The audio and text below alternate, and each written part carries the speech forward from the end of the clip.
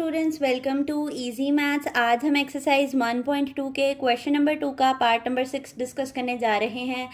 Again आपको बताती चलूँ कि इन क्वेश्चंस में हमारे पास लॉ ऑफ इंडिसेस जो हैं वो एक बहुत इंपॉर्टेंट रोल प्ले करते हैं, जिसके लिए आपको उनकी अंडरस्टैंडिंग होना बहुत ज़रूरी है। और अगर आपको लॉ ऑफ इंडिसेस की बेसिस आपकी स्ट्रॉन्ग नहीं है तो आप हमारे चैनल पे मौजूद वीडियो को विज़िट करें और अपने कॉन्सेप्ट्स को नरिश करें। तो चलते हैं अपने क्वेश्चन की तरफ। हमारे पास क्वेश्चन में दिया गया है 16 raise to power x plus 1 plus 20 into 4 raise to power 2x and divided by 2 raised to power x minus 3 multiply by 8 raised to power x plus 2। तो आप देखेंगे यहाँ पर जितने भी नंबर्स दिए गए हैं वो आपके पास एलसीएम लेकर हम उनको फैक्टर फॉर्म में यानी कि एक्सपोनेंशियल फॉर्म में, पावर फॉर्म में लिखेंगे। तो चलते हैं अपने सबसे पहले नंबर की तरफ। हमारे पास जो पहला नंबर है वो है 16। तो 16 आपके पास किस नंबर पर कैंसिल होता है? 2 पर। 2 8 ज़ा 16, 2 4 ज़ा 8, 2 2 ज़ा 4, 2 1 ज़ा 2। ठीक है, और 20 को अब हम सॉल्व कर लेते हैं। साथ साथ आप लिखते भी जाएं कि ये कौन सी पावर्स बनेंगी। ये 2 की पावर 4 बनेगी, 4 टाइम्स मल्टीप्लाई हो रहा है ये नंबर। और 20 को अगर हम करें तो 2 1 ज़ा 2, 0 वैसे ही, 2 5 ज़ा 10 और 5 5 के ही टेबल पर आता है। तो इसके जो 20 के जो फैक्टर्स बने हैं पावर फॉर्म में वो दो बने हैं कि 2 रेज़ टू पावर 2 मल्टीप्लाई होगा 5 के साथ, तो आपके पास 20 बनेगा। ठीक है, 4 को कर लेते हैं। 4 का हमारे पास आंसर क्या आएगा? 2 2 ज़ा 4 और 2 1 ज़ा 2। तो हमें पता है कि 4 किस नंबर से स्क्वायर बनता है? 2 के स्क्वायर से बनता है। 2 जो है वो ऑलरेडी अपने पास सिंप्लीफाइड फॉर्म में है, और 8 का हम ले लेते हैं एलसीएम। 8 जो है वो आपके पास 2 4 ज़ा 8, 2 2 ज़ा 4 और 2 1 ज़ा 2। तो हम 8 की जगह पर क्या पुट करेंगे? 2 रेज़ टू पावर 3 पुट करेंगे। तो अब हम ये सारी वैल्यूज़ यहाँ लगा लेते हैं अपने पास सिंप्लीफिकेशन में। 16 हमारे पास क्या बना था? 2 raise to power 4, 2 raise to power 4 आ गया और x प्लस 1 आ गया। मैंने आपको प्रीवियस वीडियो में भी बताया था कि अगर किसी नंबर पे दो पावर्स होंगी तो ये सेंटर ब्रैकेट बहुत इंपॉर्टेंट रोल प्ले करेगी कि वो डिफ्रेंशिएट कर सकें हम उन्हें। ठीक है, आगे हमारे पास 20 की जगह पर हमने क्या पुट करना है? 2 स्क्वायर। मैं 5 पहले लिख लेती हूँ और 2 स्क्वायर बाद में लिख लेती हूँ, कोई फ़र्क नहीं पड़ता। ठीक है, और 4 की पावर क्या? 4 किसका स्क्वायर था? 2 का स्क्वायर था। अब देखें 2 का स्क्वायर 4 था, लेकिन उसके अपने पास कौन सी पावर है? 2x है। तो अब क्योंकि इस पर दो पावर्स हो गई हैं तो 2x ऑटोमेटिकली कहाँ शिफ्ट हो जाएगी? बाहर शिफ्ट हो जाएगी, क्योंकि दोनों को तो इकट्ठा नहीं ना लिख सकते हम एक साथ। तो हमने स्क्वायर अंदर लिख लिया और जो उसकी एक्चुअल पावर थी उसको हम बाहर ले गए हैं। ठीक है, ये 2 raise to power x minus 3 वैसे ही आ गया। मल्टीप्लाई बाय 8 की जगह पे हम क्या लिखेंगे? 2 रेज़ टू पावर 3, और जो उसकी अपनी पावर है वो बाहर मूव कर देगी, x प्लस 2। ठीक है, अब आप देखें कि यहाँ पर दो लॉ ऑफ इंडिसेस अप्लाई हो रहे हैं। पहला ये कि जब किसी नंबर पे दो पावर्स होती हैं तो वो क्या हो जाते हैं? आपस में मल्टीप्लाई हो जाते हैं। अगर किसी नंबर पर दो पावर्स हों, एक पावर m हो और एक पावर n हो, तो m और n आपस में क्या हो जाते हैं? मल्टीप्लाई हो जाते हैं। ये एक लॉ ऑफ इंडिसेस है जो हमने पढ़ा है। इसके अलावा यहाँ पर एक और लॉ ऑफ इंडिसेस अप्लाई हो रहा है कि अगर कोई दो नंबर्स जिनकी बेसिस सेम हैं और वो मल्टीप्लाई हो रहे हैं तो उनकी पावर्स क्या हो सकती हैं? ऐड हो सकती हैं। तो हम यहाँ पर वो वाला भी लॉ अप्लाई कर देते हैं, m raise to power m, a raise to power n, और क्योंकि ये दोनों बेसिस सेम हैं तो इनकी पावर्स क्या हो जाएंगी? ऐड हो जाएंगी। ठीक है, तो अब चलते हैं इसके सोल्यूशन की तरफ। तो हमने देखा है कि यहाँ पर इस नंबर के ऊपर दो पावर्स हैं तो इनका प्रोडक्ट ले लेते हैं हम। 4 किससे मल्टीप्लाई हो रहा है? x प्लस 1 से। तो 4 को अगर हम x प्लस 1 से मल्टीप्लाई करें तो 4x ज़ा 4x और 4 1 ज़ा 4। तो यहाँ पर क्या आएगा? 2 raise to power 4x plus 4। ठीक है, बीच में आपके पास यहाँ पर प्लस है। 5 वैसे ही आ गया, 2 रेज़ टू पावर 2 भी वैसे ही आ गया, और ये इस पर भी दो पावर्स हैं तो ये दोनों प्रोडक्ट होके क्या हो जाएंगी? 2 2 ज़ा 4x हो जाएगा। यानी जब आपने 2 को 2x से मल्टीप्लाई किया तो 2 2 ज़ा क्या हो जाएगा? 4x हो जाएगा। ठीक है, रफ वर्क बहुत इंपॉर्टेंट रोल प्ले करता है क्योंकि आपको फिर अंडरस्टैंडिंग में आसानी होती है। और दूसरा रफ वर्क मैंने आपको पहले भी बताया था कि एग्जामिनर के ऊपर एक बहुत अच्छा तासुर छोड़ता है कि जो स्टूडेंट है वो ईच एंड एवरी स्टेप को फॉलो करके सॉल्व कर रहा है। और यहाँ पर आपके पास वैसे ही आ जाएगा 2 raise to power x minus 3 और मल्टीप्लाई, यहाँ पर भी आपके पास दो पावर्स हैं तो ये भी मल्टीप्लाई हो जाएंगी। 3 किसके साथ मल्टीप्लाई हो रहा है? x प्लस 2 से मल्टीप्लाई हो रहा है। तो 3x ज़ा 3x और 3 2 ज़ा 6 आ जाएगा। तो इसकी पावर क्या बनेगी? 2 3x+6 बनेगी। थोड़ा नीट एंड क्लीन लिखना है आपने, जिस तरह मैं सेपरेट सेपरेट और दूर दूर करके लिख रही हूँ ताकि हमारा जो सवाल है वो साफ़ सुथरा दिखे।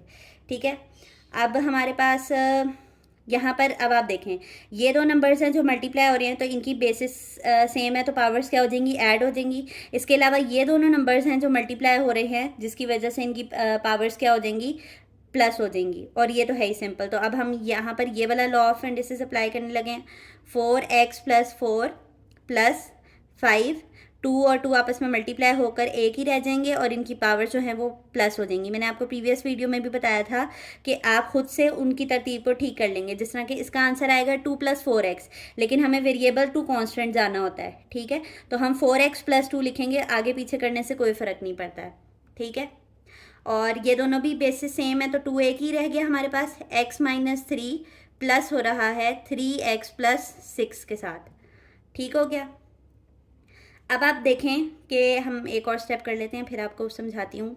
4x+4 वैसे ही आ गया, इसमें भी कुछ सॉल्व होने वाला नहीं है, ये भी वैसे ही आ गया। 2 4x+2 आ गया। और यहाँ पर हमारे पास क्या आ जाएगा, यहाँ पर 1x है, ठीक है, और यहाँ पर 3 है, तो 1 + 3 कितने होते हैं, 4x। ठीक है, प्लस माइनस माइनस हो जाएगा, 6 में से 3 गए, 3 आ जाएगा। और प्लस जो है वो बड़ी वैल्यू के साथ है, हमेशा साइन फाइनल किसका आता है, बड़ी वैल्यू का आता है, तो +3 आ गया। ठीक है, माइनस प्लस माइनस हुआ, 6 में से 3 गए, 3 आ गया, और बड़ी वैल्यू का साइन प्लस आ गया। अब आप देख रहे होंगे कि हमारे पास यहाँ पर 3 किस्म की पावर्स बनी हैं। 4x+4 बना है, 4x+2 बना है, और 4x+3 बना है। अब जिस बच्चे ने प्रीवियस वीडियो देखी होगी उनको ये पता होगा कि हम क्या करते हैं कि हम पावर्स को सेम करने की ऊपर नीचे कोशिश करते हैं ताकि हमारे पास हो क्या कि वो कैंसिल हो जाए और सवाल जो है वो सिंप्लीफाई हो जाए। तो अब आप देखें कि यहाँ पे तो कुछ भी सेम नहीं आया है, यहाँ पे +4 है, यहाँ पे +2 है, यहाँ पे +3 है। अब आपने डिसाइड करना है कि यहाँ से हम कौन सी पावर जो है वो सेम बना सकते हैं प्लस करके। ठीक है, 4 में ऐसा क्या प्लस करें आप, तो 2 या 3 बन जाए, पॉसिबल नहीं है। ठीक है, इसी तरह 3 में ऐसा क्या प्लस करें जिसको प्लस करके 2 और 4 बन जाए। देखिए 3 से आप 4 तो बना सकते हैं, लेकिन 3 से आप 2 नहीं बना सकते प्लस करके। तो 2 वो सबसे वो आसान नंबर है जिससे हम 4 भी बना सकते हैं ऐड करके और 3 भी बना सकते हैं। आपको ये बात लिखकर समझाती हूँ कि अगर हम 2 पिक कर रहे हैं तो 2 + 1 करके हम 3 बना सकते हैं, और 2 + 2 करके हम क्या बना सकते हैं, 4 बना सकते हैं। तो यहाँ से 2 वाली सेम हो जाएंगी और जो एक्स्ट्रा फैक्टर्स हैं उनको मैं हटा दूंगी। अब ये सॉल्व करके देखते हैं कि आपको समझ आए कि मैं कहना क्या चाह रही हूँ। तो हमने कहा है कि हम यहाँ पे ब्रेक करके लिखने लगे हैं। 4 को कैसे ब्रेक करके लिखेंगे, 2 + 2 लिख देंगे इसकी जगह पर, +5 × इसको तो ब्रेक करने की ज़रूरत नहीं है क्योंकि हम यही सेम बना रहे हैं, 4x+2 को ही सेम ला रहे हैं सबके लिए। ठीक है, और यहाँ पर हमारे पास क्या आ जाएगा, 2⁴4x+2 + 1 आ जाएगा हमारे पास। अब ये स्टेप लिखते ही आपको समझ आ गया होगा कि देखें हमारे पास ये वाली चीज़ भी सेम हो गई है, ये भी सेम हो गया है और ये भी सेम हो गया है। इनके पास से जो एक्स्ट्रा फैक्टर्स हैं ना उनको हम रिवर्स ले लेते हैं।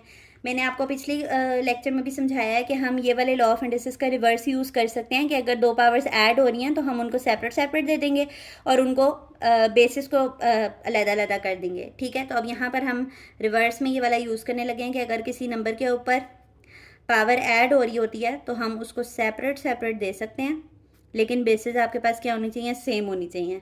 ठीक है, तो हम चलते हैं इसके अगले सोल्यूशन की तरफ। तो अब आप देखें यहाँ पर हमें इतना हिस्सा चाहिए, 4x+2 तक चाहिए, तो वो मैंने यहीं पे छोड़ा। 4x+2 मल्टीप्लाई, एक बेस मुझे बढ़ानी पड़ेगी, बेस 2 थी और पावर एक्स्ट्रा को कौन सी हुई थी, यहाँ पर 2 हुई थी। देख रहे हैं ये दोनों नंबर्स मल्टीप्लाई हो तो पावर्स ऐड होकर दोबारा से यही वाली चीज़ बन जाएगी, तो मैंने उसका रिवर्स ले लिया है। ठीक है, +5, ये तो हमें इसको तो कुछ करने की ज़रूरत नहीं है क्योंकि हम यही सेम बना रहे हैं। सवाल जैसे जैसे आगे बढ़ता है ना आपको खुद ही विजुअली दिखने लग जाता है कि ये देखें ये दोनों सेम हो गए हैं।